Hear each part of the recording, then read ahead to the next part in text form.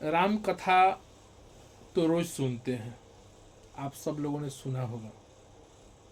रामचरितमानस को लोग आपने सुना होगा, कितने कितने लोगों ने किस तरह की बात रामचरितमानस के ऊपर कही है। रामचरितमानस ही नहीं, हमारे पूरे धर्म ग्रंथ के ऊपर आदि आदि लोगों ने टिप्पणियां की। उन सभी को हमें एक ही बात कहना है, राम कथा जो है एक हमारे परिवार की कथा है। जिस व्यक्ति ने राम कथा नहीं सुनी,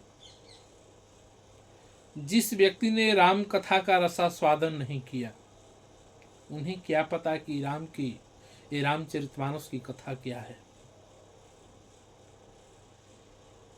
रामचरितमानस की कथा एक तरह से मैं कहूं, एक हमारे परिवार का जीवन शैली के लिए राम कथा बनी हुई है। जो अपने जीवन में एक बार राम कथा का रसास्वादन कर ले, राम कथा का पान कर ले, उसे बोध हो जाएगा कि हमें परिवार में कैसे रहना चाहिए, परिवार में कैसे बैठना चाहिए,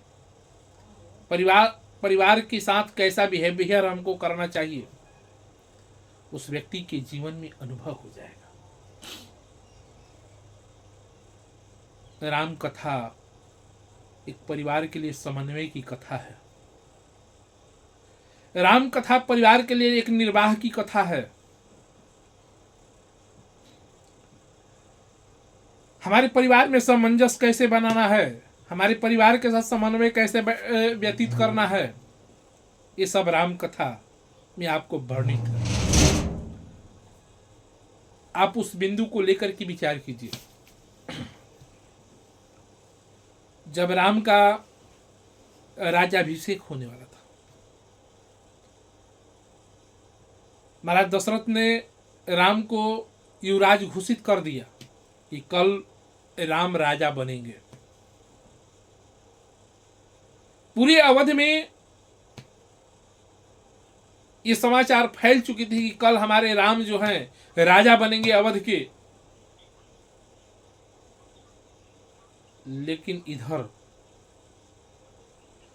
ठीक उसी तरह जिस तरह हमारे घर में अगर कोई मंथरा हो जाए तो घर का विनाश हो जाता है, और जिस घर में राम का समावेश हो जाए, जिस घर में राम स्थापित हो जाए, उस घर की वस्तु स्थिति कैसी हो जाती है, तो सुख समृद्धि हो जाती है, उसके घर में शांति हो जाती है। लेकिन जहां मंथरा का समावेश हुआ, उस घर में अशांति का समावेश होना निश्चित हो जाता है। इससे विचार करना चाहिए कि हमारे घर में मंथरा कौन है और हमारे घर के राम कौन है। पहले ये बिंदु हमको देखना होगा। हम अपने घर में मंथरा को स्थापित करना चाहते हैं कि हम अपने घर में राम को स्थापित करना चाहते हैं। ये आपका कहीं दोष नहीं है, ये आपके परिवेश में भी दोष नहीं है। ये दोष कहां से आया?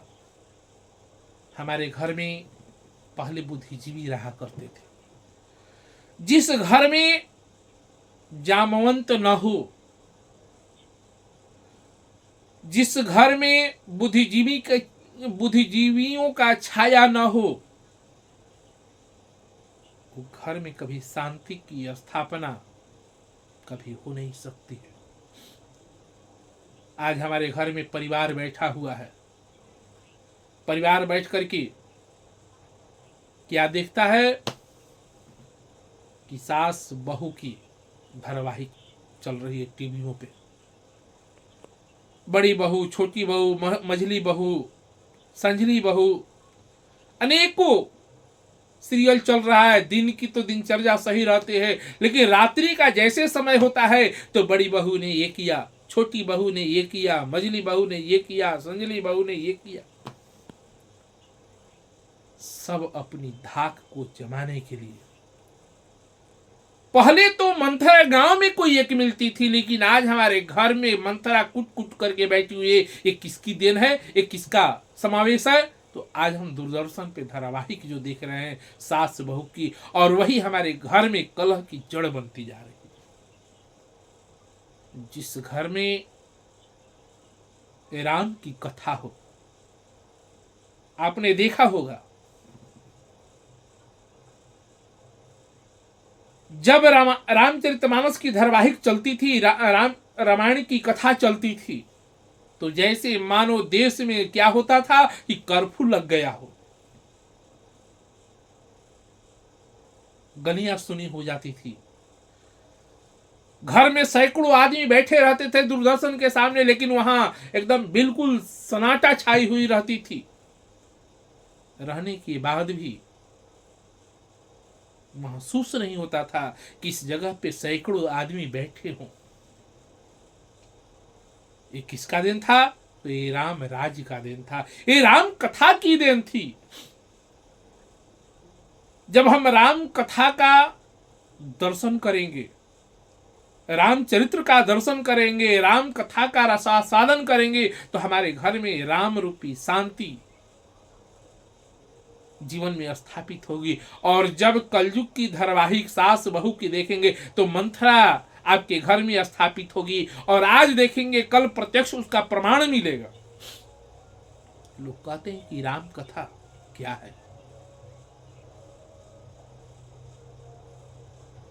राम की जीवन चरित्र को आप देखेंगे, पहले आप अपने जीवन में महसूस कीजिए, राम जिस जिस जगह पे गए,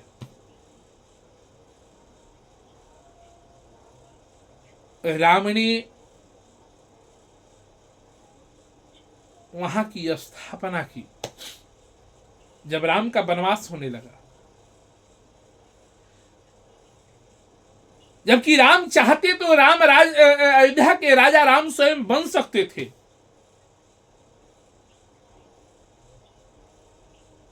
महाराज दशरथ जी ने राम से कहा कि बेटा तू एक काम कर, तू अयोध्या का युवराज है, और मैंने तो सबको कह दिया है कि हमारे राम राजा बनेंगे। और जिस तरह से कैकेयी हमें वचन में बांध चुकी है कि राम का वनवास होना चाहिए और भरत का अवध का ताज होना चाहिए, राम तू एक काम करके तू हमको कैद खाना में डाल करके तू अयोध्या की गद्दी पे विराजमान हो जाए, जिससे हम वचन से भी च्युत न हो और तुम्हारा राज भी सुरक्षित हो जाए।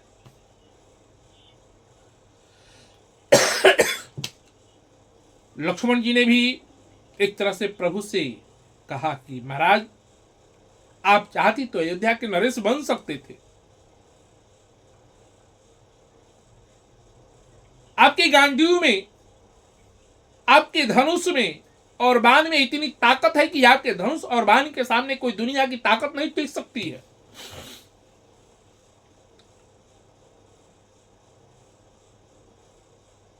प्रभु श्री राम ने लक्ष्मण से कहा कि लक्ष्मण एक बात मैं तुमसे कहूं,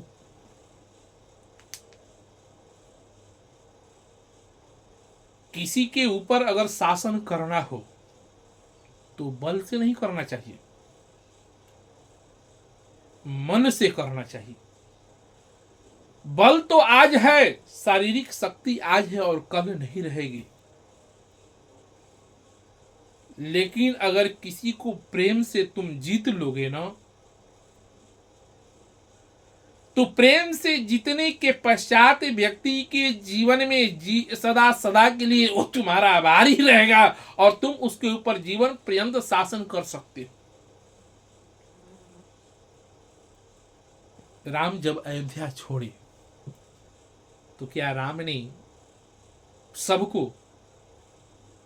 बल से अपनाया था क्या? अयोध्या जब राम ने छोड़ा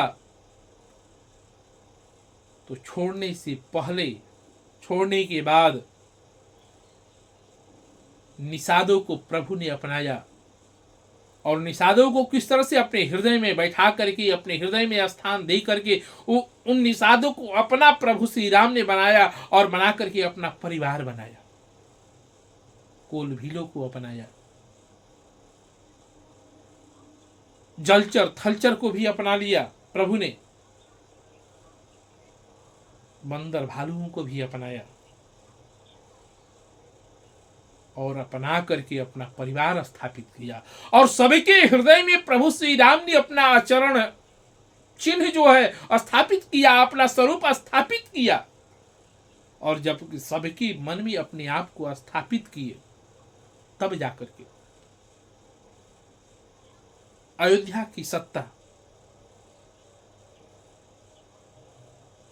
प्रभु श्री राम ने अपनाया। जबकि राम चाहते तो जब अयोध्या छोड़े थे तो उनके प्रत्यंचा में इतनी ताकत थी कि उनकी प्रत्यंचा के सामने, उनकी वाणी के सामने कोई टिक नहीं सकता था। जिस हनुमान के विषय में कहा जाता है कि हनुमान कौन है, तो महावीर बिनमऊ हनुमाना। हनुमान वीरों में वीर, महावीर। वैसे महावीर के हृदय में प्रभु श्री राम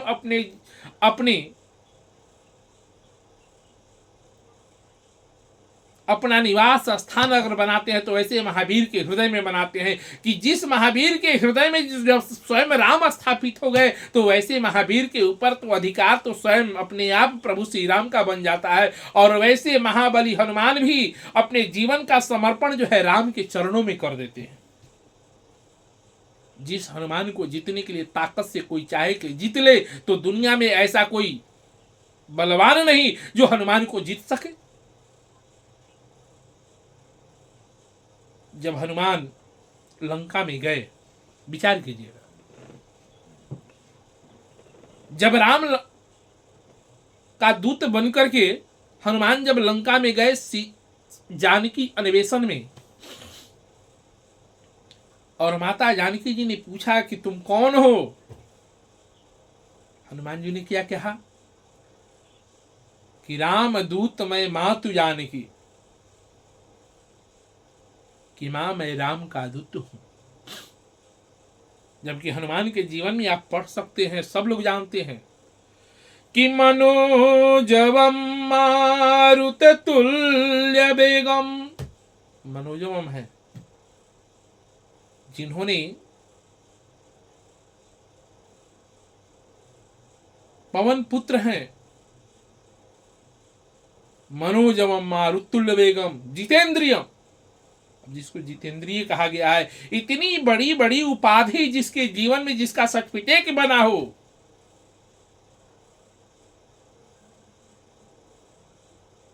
जिस सर्टिफिकेट को कोई काट नहीं सकता है, इतनी उपाधि, इतना लेवल, जिसका लेवल हाई फाई हो, जिसकी आईक्यू कम नहीं हो, और वैसा व्यक्ति माता जानकी जी के पास जाकर के यही कहता है कि मां मैं तो राम का दूत हूं, मैं राम का तो सेवक हूं। हनुमान जी ने कहा कि मुझे बलवान बनने का बड़ा सौभाग्य नहीं है, बुद्धिमान बनने से मेरे जीवन की प्रभुता नहीं मिलेगी। और ये सत्य बात है। आज हमारे पास संपत्ति आ जाती है, ऐश्वर्य आ जाता है, प्रतिष्ठा मिल जाता है, पद मिल जाता है, सम्मान मिलने लगता है, तो हम जानते हैं कि हमारे सामने दुनिया में अब कोई ताकतवर नहीं है, दुनिया में हमारे जैसा कोई प्रतिष्ठित नहीं है, दुनिया में हमारे जैसा कोई विद्वान नहीं है, दुनिया में हमारे जैसा कोई बुद्धिमान नहीं है। लेकिन हनुमान जी ने क्या, कभी माता जानकी जी के सामने ये कहा क्या कि मैं जितेंद्रिय हूं, मारुत तुल्य वेग हूं, जिसकी गति पवन से भी बढ़ करके है?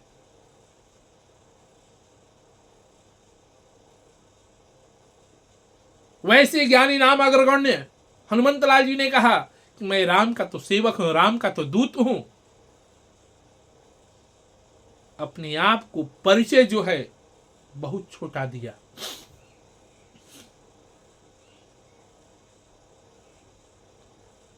जब यही बात रावण ने पूछी, किससे? तो हनुमान से। हनुमान तुम कौन है? हनुमान जी ने एक ही शब्द कहा कि दासो अहम कौशलेंद्राय, कि मैं तो कौशलेंद्र का दास हूं, मैं राम का दास हूं। जबकि हनुमान चाहते तो रावण को अपने मुट्ठी में बांध करके राम के पास ला करके रख सकते थे कि प्रभु ये आपका द्रोही है। जिस रावण ने सीता को उठा करके लेकर के लंका में स्थापित किया है, वैसे रावण को पकड़ करके मैं लाया हूं, जो दंड देना चाहे आप दे सकते हैं। लेकिन हनुमान जी ने विचार किया कि नहीं, मैं दास बन करके आया हूं, और दास का काम है दासता करना, वीर का काम है युद्ध करना, राजा का काम है न्याय देना। तो मैं तो सेवक बन करके आया हूं। और सेवक का काम क्या है? दूत का काम क्या है? सेवक का काम सेवा करना है, दूत का काम है संदेश देना है। इसलिए हम संदेश देने के लिए और लेने के लिए आए हैं। इसलिए राम को हम पकड़ने के लिए नहीं आए हैं। रावण को पकड़ने के लिए तो स्वयं राम आएंगे, और राम पकड़ करके इसे दंड देंगे।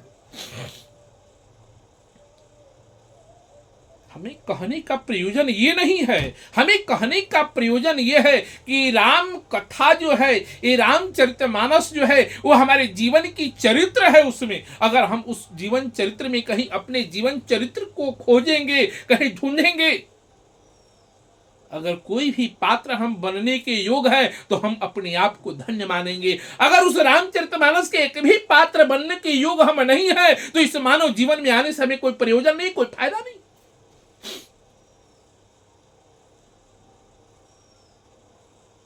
राम कथा हमारे जीवन की मूलभूत आधार है।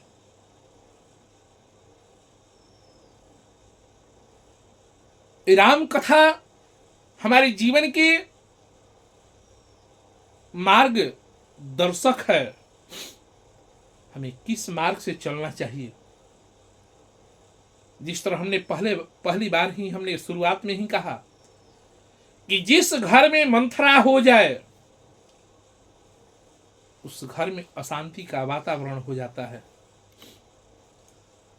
और जिस घर में राम हो जाए उस घर में शांति की स्थापना हो जाती है।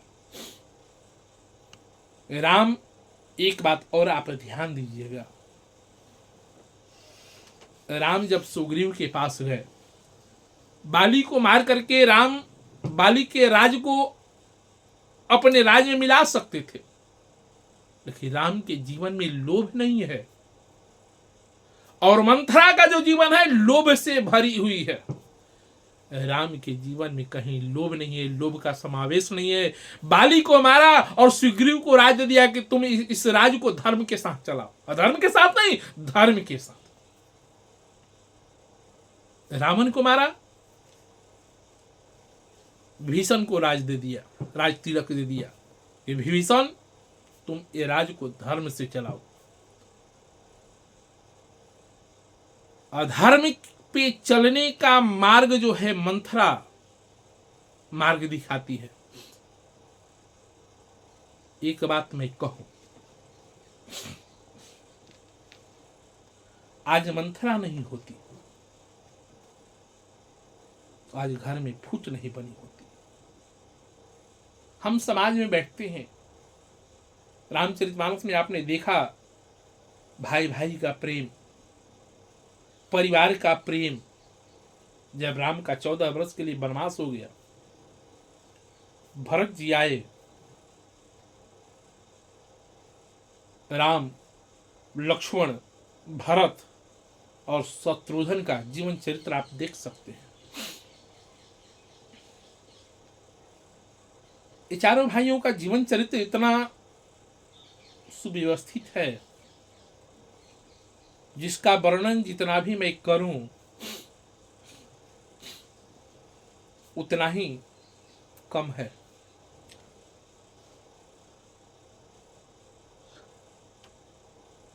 राम जी 14 वर्षों के लिए वनवास चले गए थे। भरत जी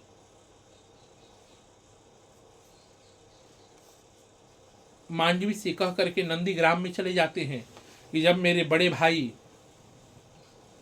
14 वर्षों के लिए जमीन पे सोएंगे, नंगे पांव चलेंगे, तो उनका ये भाई ये कैसे सिंहासन पे बैठ सकता है, कैसे गद्दे पे सो सकता है।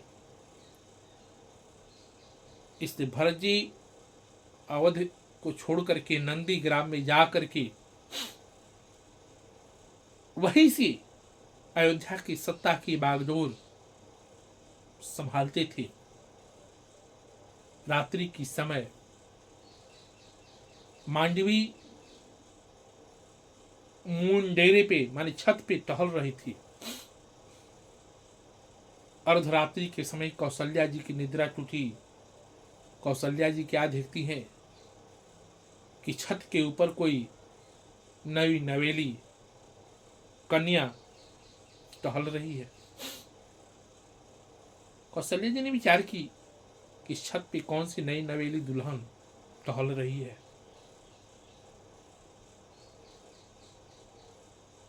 कौशल्या जी ने जाकर के देखा तो मांडवी टहल रही थी। कौशल्या जी ने कहा कि बेटी, तू इतनी रात को इस मुंडेरे पे कैसे टहल रही है? तुम्हें जाकर के विश्राम करना चाहिए। मांडवी ने कहे कि मां, जबकि कौशल्या जी ने कही कि बेटी तुझे तो अपने कमरे में रहना चाहिए था, भरत के पास रहना चाहिए था, और तू इस छत पे अकेली क्या कर रही है? मांडवी ने कही कि मैया, जब से भैया राम वन को गए हैं तब से हमारे प्रभु नंदीग्राम में जाकर के निवास कर रहे हैं। कहते हैं कि जब तक 14 वर्षों तक प्रभु जंगल में रहेंगे तब तक मैं स्टेज पे नहीं सोऊंगा। मैं तो जमीन पे सोऊंगा, जमीन पे ही लेटूंगा और वहीं से राजकाज देखूंगा। तो भला मैं कैसे सो सकती हूँ? जिसके स्वामी अभी तक जग रहे हैं तो उसकी सेविका अभी तक सो कैसे सकती है? वो आप देख रही हैं ना, अभी झोपड़ी में दीपक जल रहा है, मेरे स्वामी काम कर रहे हैं, जब तक वो सोएंगे नहीं तब तक मैं सो नहीं सकती। परिवार तो ऐसा होना चाहिए। पति के जीवन में दुख आए तो पत्नी को उसकी दुख में सहभागिता बननी चाहिए। पति पत्नी का तो प्रेम इस तरह का होता है। लेकिन आज हमारे जीवन की दुर्भाग्य है कि जब से हमारे घर में दूरसंचार कंपनी आकर के बैठ गई, पति पत्नी के रिश्ते में दरार आ गए, बाप बेटे के रिश्ते में दरार आ गया, माँ बेटी के रिश्ते में दरार आ गया। परिवार एक जगह बैठना पसंद नहीं करता है। हम कुछ और कर रहे हैं, हमारी परिवार कुछ और कर रही है, मेरा बेटा कुछ और कर रहा है, मेरी बेटी कुछ और कर रही है। सबसे बड़ी मंथरा तो हमारे घर में आकर के बैठ गई है, जिस परिवार को एक सूत्र में बंधने नहीं देती है, कारण कि हम अपने घर में राम को स्थापित नहीं कर रहे हैं। और जब हम अपने घर में राम को स्थापित नहीं करेंगे तो मंथरा तो स्वाभाविक है कि हमारे घर में आकर के बैठ जाएगी। इसलिए हमको कहना है कि राम कथा सुनेंगे तभी